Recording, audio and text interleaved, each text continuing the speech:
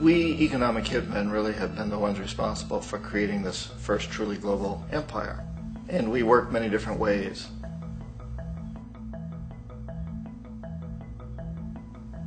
But perhaps the most common is that we will identify a country that has resources our corporations covet, like oil, and then arrange a huge loan to that country from the World Bank or one of its sister organizations.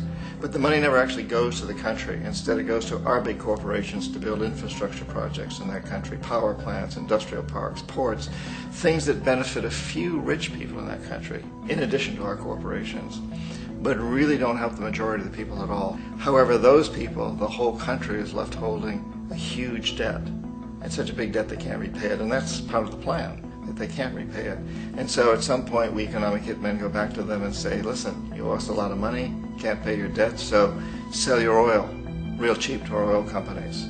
Allow us to build a military base in your country, or send troops in support of ours to someplace in the world like Iraq, or vote with us on the next UN vote. To have their electric utility company privatized and their water and sewage system privatized and sold to U.S. corporations or other multinational corporations. So there was that whole mushrooming thing, and it's so typical of the way the IMF and the World Bank work, that you put a country in debt, it's such a big debt it can't pay it, and then you offer to refinance that debt and pay even more interest.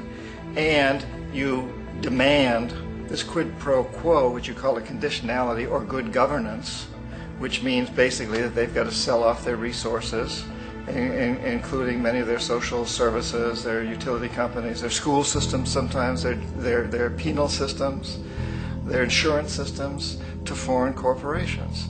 So it's a double, triple, quadruple whammy.